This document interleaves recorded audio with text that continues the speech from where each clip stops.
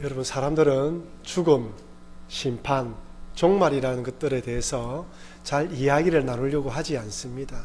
이런 부분들을 들으면 괜히 우울하고 두렵고 무섭게 만들기 때문이죠. 좋은 일, 기쁜 일, 좀 즐거운 일에 대해서는 관심을 많이 가지만 이런 부분에 대해서는 좀 회피하려는 경향이 있습니다. 하지만 예수님께서 우리들에게 마지막 심판에 관한 말씀을 주신 것은 불안에 떨거나 두려워하도록 만드는 것이 아니라 그 반대로 우리의 끝이 어디인지 잘 알아서 소망을 가지도록 하기 위함임을 잊지 마시기를 바랍니다. 여러분, 그리스도인들이 이 땅에 사는 동안 때로는 신앙 때문에 손해를 받기도 하고 손해를 당하기도 하고 때로는 핍박과 박해를 당하기도 합니다. 하지만 여기가 끝이 아니라 결국에는 이긴 자로서 새하늘과 새 땅에 들어간다는 것을 잊지 말라는 희망의 메시지를 우리에게 전하는 것입니다. 그럼 오늘 이 말씀을 통하여 한편으로 두려운 마음도 있겠지만 그러나 우리는 이긴 자로서 새하늘과 새 땅에 들어간다는 믿음으로 승리하시는 여러분과 제가 되길 주의 이름으로 축원합니다. 여러분들은 지구의 종말이 어떤 식으로 온다고 생각하십니까? 드라마나 영화에 보면 한 4가지 정도로 생각해 볼 수 있는데, 첫째는 전쟁입니다. 사람들이 1차 세계대전, 2차 세계대전을 겪으면서 정말 핵무기로 인하여 온 세상이 멸망할 수 있을 것이다 라는 생각을 가지게 되었습니다. 전쟁으로 세상이 망할 수 있는 것이죠. 두 번째는 전염병입니다. 코로나19 같은 이 전염병이 퍼지는 것을 보면서 정말로 전염병으로 세상이 망하겠구나. 코로나19 같은 이 전염병은 치사율이 낮지만은 치사율이 90% 정말 100%에 육박하는 그런 치사율을 가진 전염병이 발생하여 온 세상에 퍼져나간다면 손쓰지 못하고 다 죽는 것이죠. 그럼 세 번째는 어떤 경우일까요? 자연재앙입니다. 2011년도에 일본에 지진이 일어났을 때 일본의 방송국에서 헬기를 띄워서 쓰나미가 벽처럼 몰려오는 것을 찍었습니다.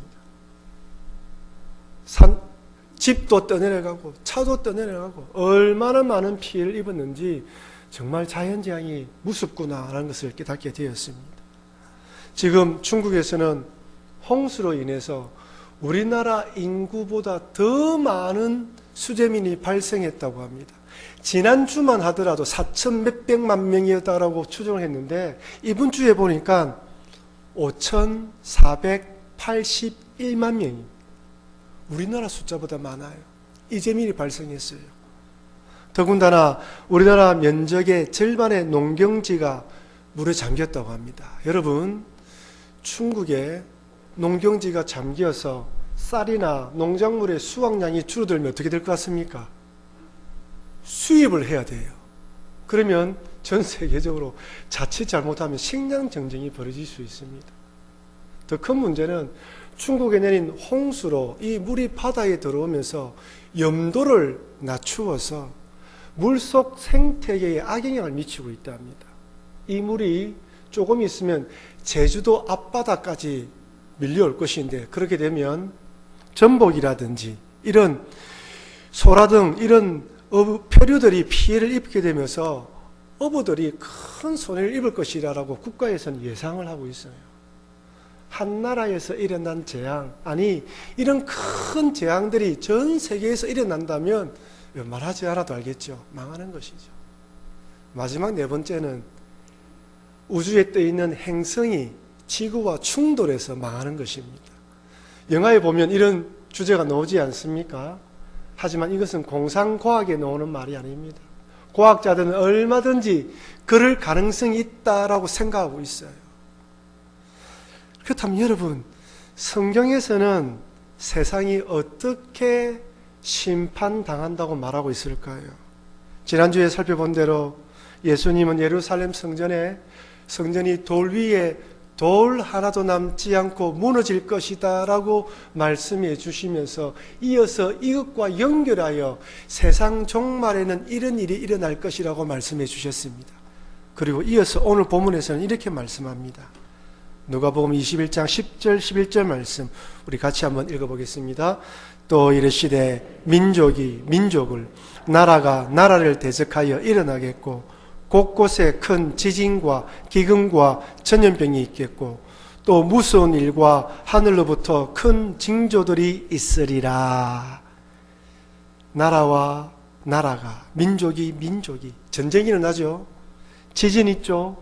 기근, 전염병, 무서운 일과 하늘로부터 큰 징조, 전쟁, 자연재앙, 전염병, 행성.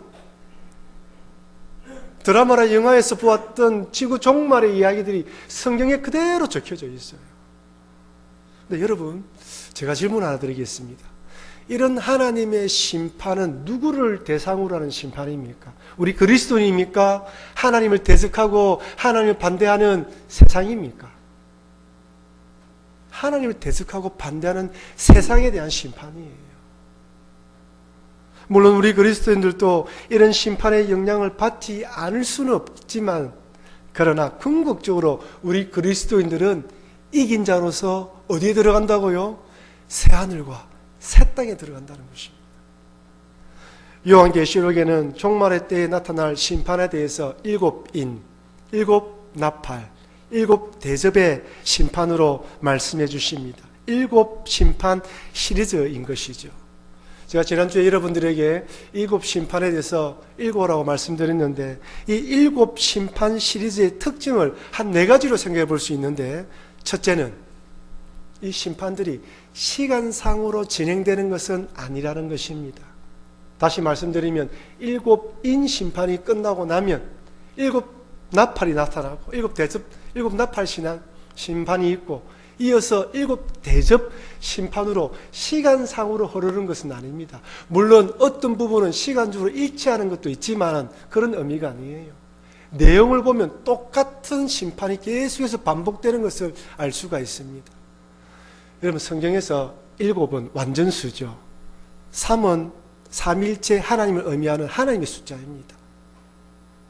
그러니까 3번의 심판이 7개의 세부 심판으로 연결되는 것은 무엇을 말합니까? 반드시 일어난다는 거예요. 거짓말이 아니라는 것입니다. 이런 심판이 일어난다는 것이죠. 둘째는 이 7심판은 마지막 어느 시점에 일어나는 것이 아니라는 것입니다. 여러분, 종말이 언제입니까? 종말은 예수님 오시는 재림 마지막 때를 말하는가요? 아니에요. 종말은 예수님께서 십자가에 달려 돌아가셨다가 사흘 만에 부활하시고 하늘로 승천하신 그때부터 이 땅이 종말이 시작되었습니다. 그래서 지금 우리가 살고 있는 이 시대는 종말이 시작되었고 종말이 진행되고 있는 한 시점에 살고 있는 거예요. 그러니 하나님의 심판은 예수님이 부활 승천한 그때부터 마지막 때까지 계속 심판의 징조는 있을 것이고, 마지막 때가 되면 어떻게 된다고요? 더 심화되어지고 강해진다는 것입니다. 여러분, 7나팔의 심판의 특징이 무엇입니까? 3분의 1이죠. 나팔이 불 때마다 땅, 바다, 물, 하늘의 3분의 1이 피해를 입어요. 그렇다면 대접심판은 무엇입니까? 남아있던 3분의 2 전체가 심판을 당하는 거예요. 점점점 심판의 강도가 강해진다는 것입니다. 셋째는 지구에 대한 심판에서 전 우주적인 심판으로 확대되는 것입니다. 여러분, 요한계시록 6장의 7인 심판의 특징이 무엇이죠? 말이죠. 말을 탄 자가 나타날 때마다 심판이 진행됩니다. 말을 탄 자가 나타날 때마다 화평이 사라지고 기근이 임하고 전염병이 임한다는 거예요. 이 땅에서 전쟁과 기근과 전염병이 일어나는데 6번째 인을 떼자 어떤 일이 일어납니까? 요한계시록 6장 12절 말씀 우리 같이 한번 읽어보겠습니다. 내가 보니 6째 인을 떼실 때에 큰 지진이 나며 해가 검은 털로 짠 상복같이 검어지고 달은 온통 피같이 되며 하늘의 별들이 무화과 나무가 대풍에 흔들려 쓰리건 열매가 떨어지는 것 같이 땅에 떨어지며 하늘은 두루마리가 말리는 것 같이 떠나가고 각 상과 섬이 제자리에서 옮겨지매. 무섭죠? 땅에서 시작된 재앙이, 심판이 온 우주로 확장되고 있는 것을 볼 수 있습니다. 이것은 7인에서만 말하는 것이 아니라 7나팔과 7대접도 동일합니다. 순서가 땅, 바다, 강, 그 다음에 하늘이에요. 동일한 순서로 진행됩니다. 땅에서부터 시작된 하나님의 심판이 온 우주로 확대되는 것이죠. 마지막 네 번째는 이런 심판을 당하고도 사람들이 하나님을 거부한다는 것입니다. 우리가 생각하기에 말로 할 수 없는 재앙이 찾아오고 무서운 일들이 하늘의 징조가 나타난다 하면 사람들이 무서워 떨면서 하나님께로 나올 것이라 생각하는데 오히려 성경은 그 반대로 이야기합니다. 요한계시록 9장 20절 21절입니다. 우리 같이 읽어보겠습니다.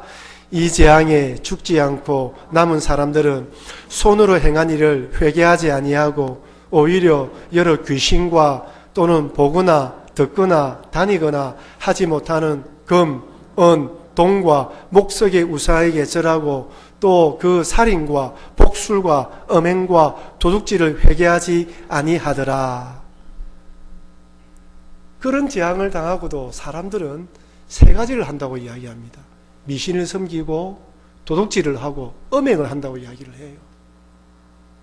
귀신과 우상숭배, 복술, 이런 재미있지 않습니까? 무섭고 두려우니 뭔가 의지하고 싶은데 그 대상이 하나님이 아니라 귀신이에요. 보이지 않는 하나님을 믿지 않는데 보이지 않는 귀신을 믿어요. 역사하는 하나님을 믿지 않는데 뭔가 보이지 않는 손이 있다고 믿어요. 점치러 가는 거예요. 지난 주간에 우리 산부인과에 근무하시는 분으로부터 재미있는 이야기를 들었습니다. 산모의 건강 상태와 여러 여건으로 인해서 제방절개를 수술할 때가 있지 않습니까?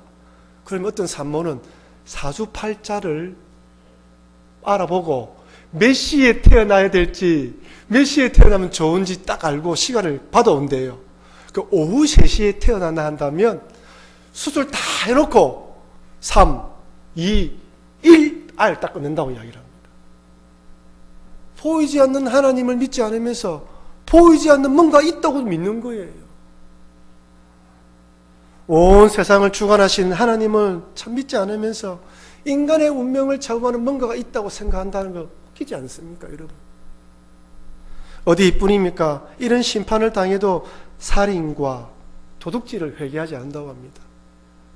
우리 무슨 말입니까? 마지막 때가 되었으니 혼란한 틈을 타서 자기의 욕심을 채우는 자들이 늘어난다는 거예요.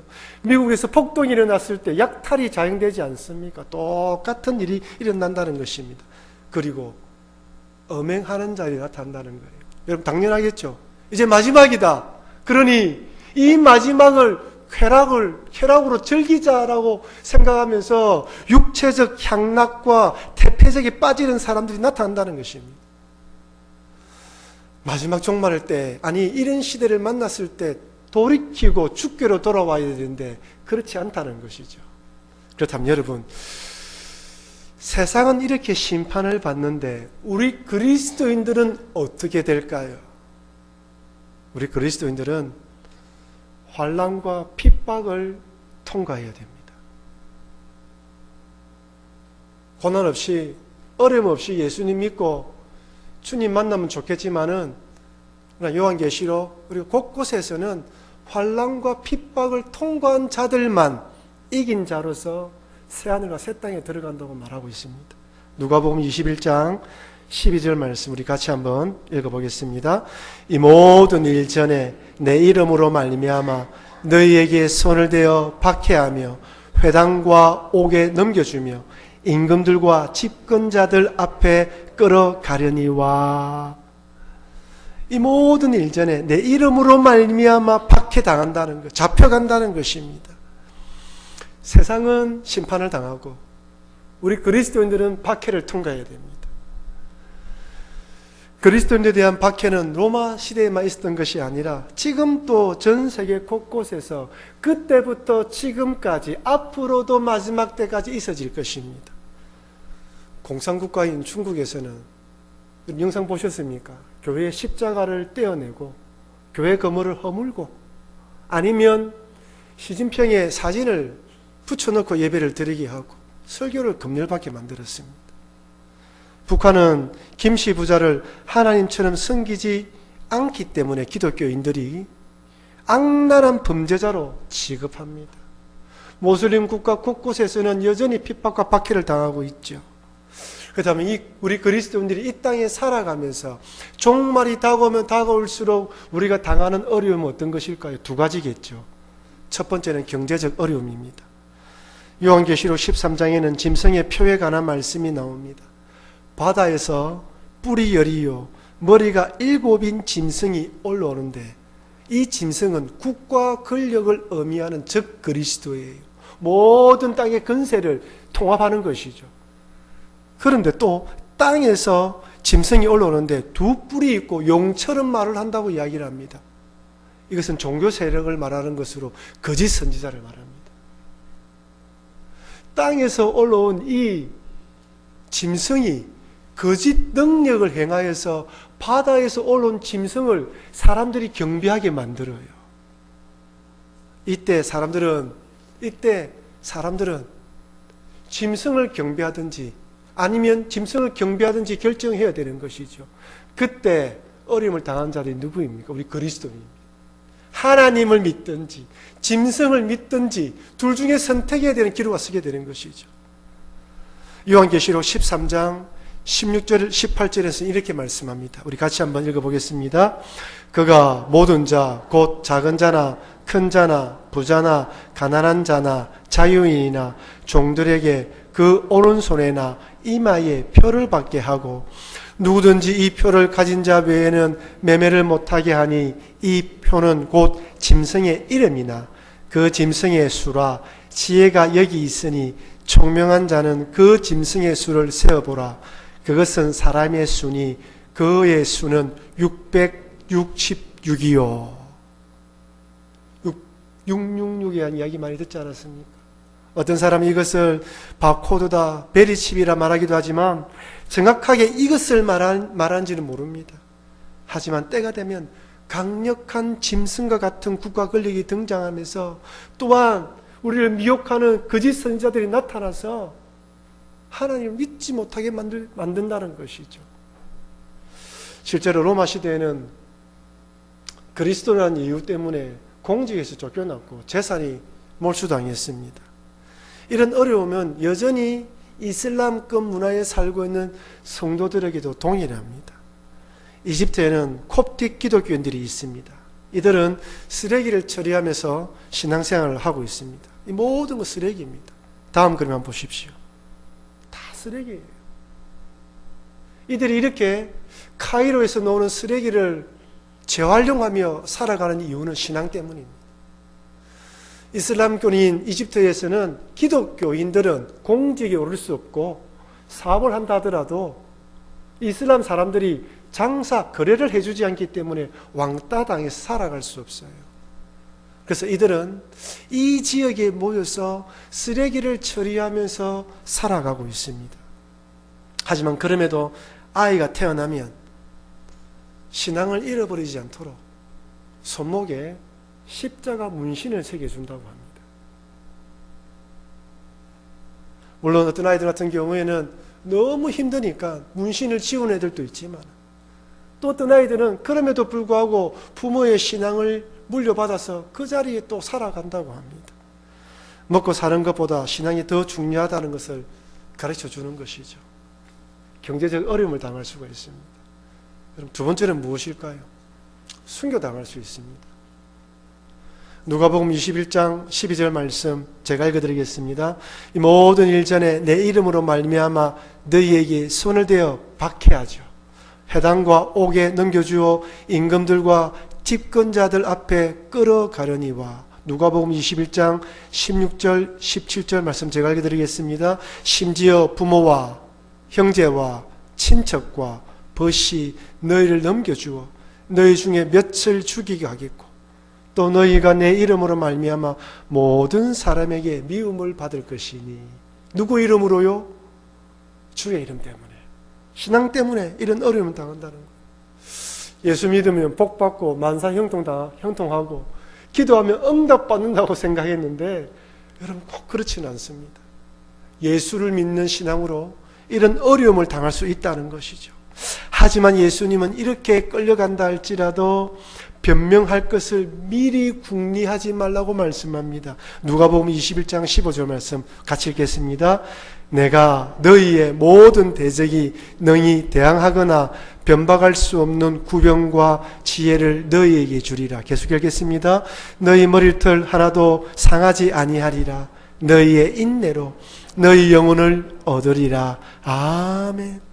잡혀간다 할지라도 대항하고 변벽할 수 있는 지혜와 구변을 주시고 머리털 상하지 않도록 도와주신다고 말합니다. 근데 여러분 여기서 머리털 하나 상하지 않는다는 말은 죽지 않는다는 말이 아니라 죽는다 하더라도 반드시 구원받는다는 말씀이에요. 그래서 어떻게 해요? 한번 따라합시다. 인내로 구원을 얻읍시다. 인내함으로 구원을 얻으라고 말씀합니다. 그런 여러분 말세가 되면 경제적 어려움이나 목숨을 내어놓아야 할 핍박과 박해가 올 수 있다는 것을 잊지 마시고 이런 일이 닥쳐오면 두려워하지 마시고 예수님께 주실 구변과 지혜를 구하시며 끝까지 인내하시는 여러분과 제가 되길 주의 이름으로 축원합니다. 마지막으로 요한계시록에서는 이렇게 환난과 핍박을 통과한 성도들을 이긴 자라 부르고 14만 4천 명이라고 칭합니다. 요한계시록 7장과 14장에 언급된 14만 4천 명은 신천지 이단들의 성도의 숫자가 아니라 구약과 신약의 하나님을 믿는 모든 성도들을 다 말하는 거예요. 이들이 받을 영광에 대해서 요한계시록 14장에서는 이렇게 기록되어 있습니다. 우리 길지만 다 같이 한번 읽어보겠습니다. 또 내가 보니 보라 어린 양이 시온산에 섰고 그와 함께 14만 4천이 서 있는데 그들의 이마에는 어린 양의 이름과 그 아버지의 이름을 쓴 것이 있더라. 내가 하늘에서 나는 소리를 들으니 많은 물소리와도 같고 큰 누의 소리와도 같은데 내가 들은 소리는 검은 고 타는 자들이 그 검은 고를 타는 것 같더라. 그들이 보좌 앞과 내 생물과 장로들 앞에서 새 노래를 부르니 땅에서 속량함을 받은 14만 4천 밖에는 능히 이 노래를 배울 자가 없더라. 이 사람들은 여자와 더불어 더럽히지 아니하고 순결한 자라.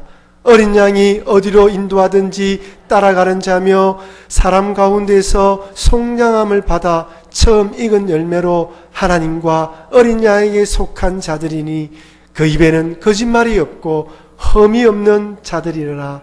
아멘. 어린 양과 함께 14만 4천 명이 쓴다고 이야기해요. 새 노래로 하나님을 찬양한다고 이야기합니다. 이들이 누구라고요? 환난과 핍박을 통과하고 경제적 어려움을 통과한 이긴 자들입니다. 마지막까지 믿음을 지킨 자들이 이렇게 하나님을 찬양한다는 것이죠. 여러분 예수님 믿어 복 받는 것은 그저 이 땅에서 잘 먹고 잘 사는 것만이 아닙니다. 구원받은 백성으로서 이 땅에 사는 동안 하나님과 동행하다가 이 땅을 떠나서 영원히 하나님과 함께 살아가는 것, 이것이 참된 복인 것입니다. 하지만 아무리 이 땅에서 잘 먹고 잘 산다 할지라도 하나님 나라에 들어가지 못하고 멸망당한다면 그 인생은 헛된 인생인 것입니다. 아무리 이 땅에서 잘 살아도 의미 없는 것이죠. 하지만 신앙 때문에 경제적인 어려움을 당하고 환난과 핍박을 당한다 할지라도 믿음을 통과하는 자들만은 이런 기쁨을 누리게 된다고 말씀합니다. 그래서 요한복음 14장 12절 13절에서는 우리에게 이렇게 권면하십니다. 같이 읽겠습니다. 성도들의 인내가 여기 있나니 그들은 하나님의 계명과 예수에 대한 믿음을 지키는 자니라. 또 내가 들으니 하늘에서 음성이 나서 이르되 기록하라. 지금 이후로 주 안에서 죽는 자들은 복이 있도다 하시매 성령이 이르시되 그러하다 그들이 수고를 거치고 쉬리니 이는 그들의 행한 일이 따름이라 하시더라. 아멘. 성도들의 인내는 하나님의 계명과 예수에 대한 믿음을 지키는 것이며, 이렇게 믿음을 지키다가 죽은 자들은 복이 있다고 말씀합니다. 사랑하는 성도 여러분, 우리가 살고 있는, 보고 있는 이 세상은 반드시 하나님의 심판을 받습니다. 하나님의 심판은 예수님께서 부활 승천하신 이후부터 시작되었고, 예수님이 재림하실 그때가 되면 더욱더 심판의 강도가 강해질 것입니다. 하지만 우리 그리스도인들은 심판받는 것이 아니라 이긴 자로서 새하늘과 새 땅에 들어간다는 것을 잊지 마시고, 심판의 소식이 들려올 때마다 한편으로는 두렵고 불안한 마음이 있겠지만 우리가 그 하늘에 들어간다는 믿음으로 소망을 가지시는 여러분과 제가 되기를 바랍니다. 아울러 그리스도인들은 이 땅에 사는 동안 신앙 땅의 경제적인 어려움과 핍박을 당할 수도 있지만, 있더라도 하나님께서 마땅히 할 말을 가르쳐 주시고 반드시 구원해 주신다는 믿음으로 인내하셔서 영혼의 구원을 얻는 여러분과 제가 되길 주의 이름으로 축원합니다.